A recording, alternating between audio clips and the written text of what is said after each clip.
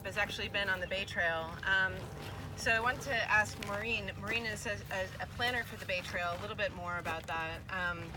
It's a 500-mile bike and pedestrian route that goes around the entire bay, or is planned to go around the entire bay. And as you're planning for this trail, as it's still unraveling, how are you and your colleagues thinking not about just biking as a form of mitigating climate change, but also as adapting? We talked a little bit about horizontal levee systems and things like that might also be great ways of buffering tidal action, but also providing future infrastructure for bicycles and pedestrians. Thank you very much. Yeah, one of the ways that the Bay Trail is getting accomplished more so in the last 10 or 15 years is really as part of these habitat wetland restoration projects. So when you think of and when you go and visit Hamilton wetlands, Sonoma Baylands, Sears Point Restoration Project, those are all projects that have that were wetland restoration that incorporated public access as part of them, and it's interesting to see to go and see the difference between Sonoma Baylands, which was an early wetlands restoration project, which also interestingly used a bunch of dredge material from the Port of Oakland harbor deepening project, and I actually worked for the Port of Oakland at the time they were doing that. That is a very different has a very different look to it than what is directly adjacent, which is the Sears Point Restoration Project, which was just that project was just breached.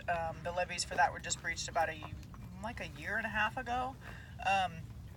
Did you say 2 years? Yeah, 2 years. And Stuart knows a lot more about that project than I do, but so it's really exciting to have these opportunities to include public access in these great big wetland restoration projects. So that's certainly one way that we see, working in concert with the restoration projects, and also how to mitigate for sea level rise. And I just have to tell what I think is a funny little story. I've been working for the San Francisco Bay Trail for 14 years, and right before I came on, so the Ridge Trail, which is a 500-mile trail around the bay on the ridges, and the Bay Trail, a 500-mile trail around the bay next to the shoreline, are both largely funded by the State Coastal Conservancy.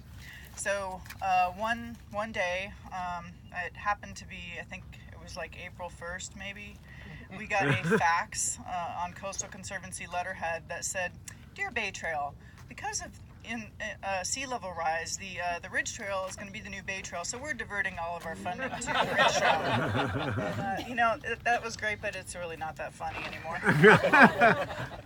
So yes, these 15, 20 years later, they're not diverting all their funding to the Ridge Trail, but it is, certainly an issue for the Bay Trail. We've had flooding on some segments of the trail for several years now, and it's obviously only increasing. I would think too that a lot of people could better understand these issues by traveling these trails and learning about them through signage or just the walking tours or whatever. So it seems like a great chance for people to learn.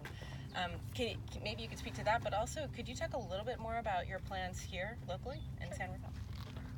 So there's a great example of that along the Mill Valley Sausalito path, which is between Mill Valley and Sausalito, strangely enough. I can't remember exactly what it was called, but they had these scopes out on the trail, and if anybody knows, they were called owls. I don't remember what that stood for. But it was a way to look through these lenses and see what 1 foot, 2 foot, X feet of sea level rise would look like in that corridor. So that's a really great opportunity. And there's some places that are even sort of lower tech than that just show you, on a stick or a post, this is what 1 foot looks like. This is what 2 feet looks like. So that's a great opportunity, and we really do think that that the public having access to the Bay shoreline and being able to see and be part of these restoration projects and whatever sea level rise adaptation is happening is a really important piece. If the public doesn't know and doesn't understand, then they tend to not care as much, and then you know, these restoration projects and this work is really expensive. So you're going to see, you know, bond measures for this kind of work, and if the public's not behind it, then it's going to be a lot harder to make those great projects happen. And I don't remember the question. So. That's it. Yeah. Oh, actually, wait, one more though. What's happening here in San Rafael? What are your hopes? Well, one thing that's happening here in San Rafael is Resilient by Design. This is a really amazing opportunity that's been provided to the Bay Area, not just in San Rafael, but at many spots around the Bay Area, to really look at these issues at 30,000 feet or 100,000 feet even, and really to think creatively and out of the box about sea level rise. And each of the projects around the Bay are doing a really great job of thinking about how to include public access, how to include the Bay Trail and the Water Trail, and how to incorporate people into their plans. So I'm really grateful for the work that Sarah and her folks are doing here in San Rafael, and they've certainly been including public access, and we're excited to see what you come up with. Great. And maybe just in light of that, Jeff, you've been a big part, and Resilient Shore has been a big part of bringing RBD to this area. We've talked about the threats that we face today, especially in low-lying areas like the Canal District. But what do you think the opportunities are for living with water? Well, I think we have a number of interesting choices that we need to make as a community.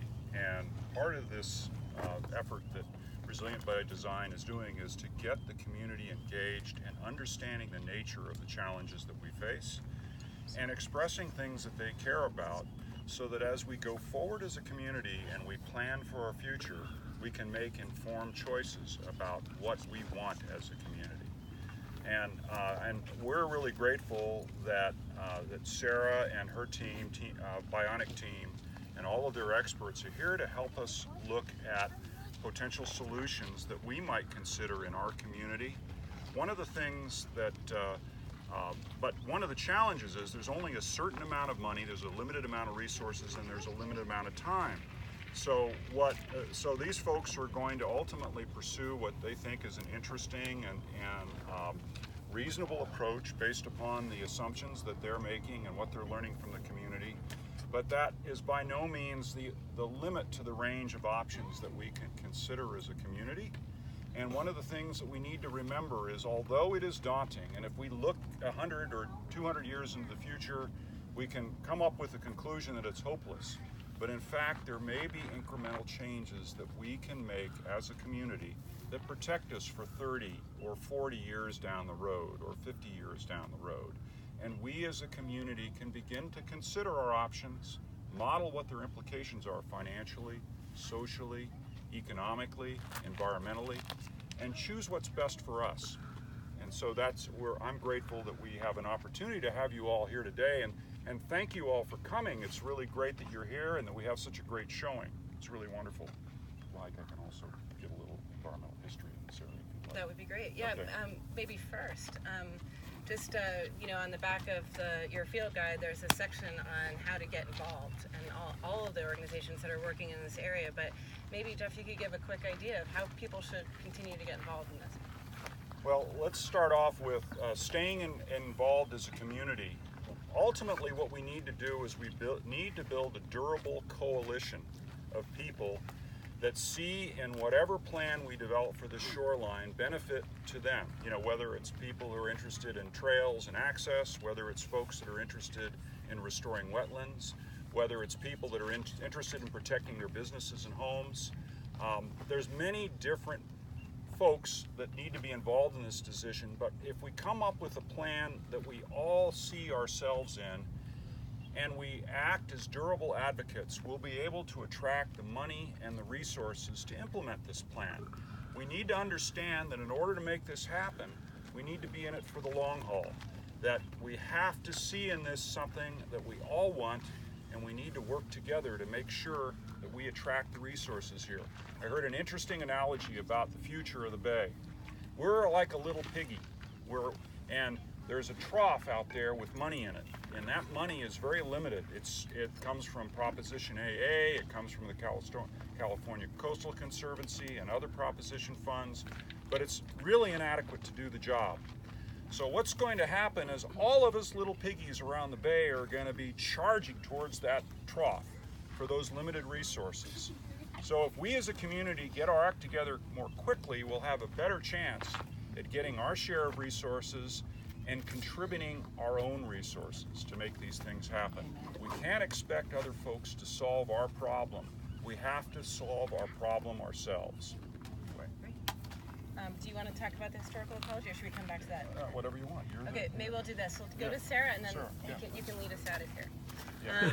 So Sarah, so Sarah is from Bionic, and Bionic is leading this team for RBD in San Rafael. And so again, we've talked about the idea of, well, we could wall ourselves off, or we could choose to live better.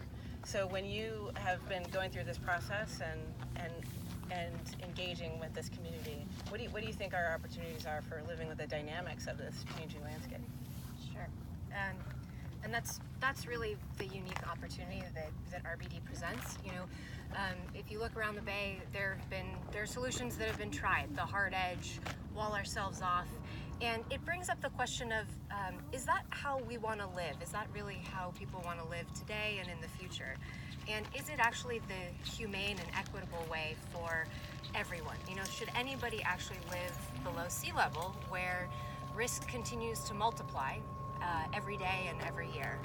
And the one opportunity that RBD presents is that we come in, and while we have a limited amount of resources and a limited amount of time, we actually can think outside of the frameworks of typical planning processes and of individual projects. And we've heard a lot about the really great work that's happening along the shoreline, but those are happening in their own individual locations with a select group of stakeholders. And so we're trying to look at what are some of the solutions actually at the larger scale for San Rafael.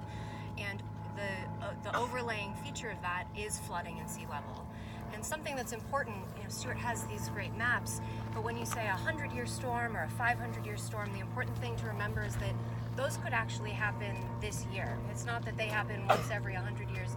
Those actually could happen every year during any rainstorm. And so we actually are faced with this issue today. And San Rafael currently relies on the pumping system, and if that were to fail in any of those events, so many people's lives and jobs, everything, transit, would be impacted. And it's actually major transit routes, right, that go through here, 101 and 580.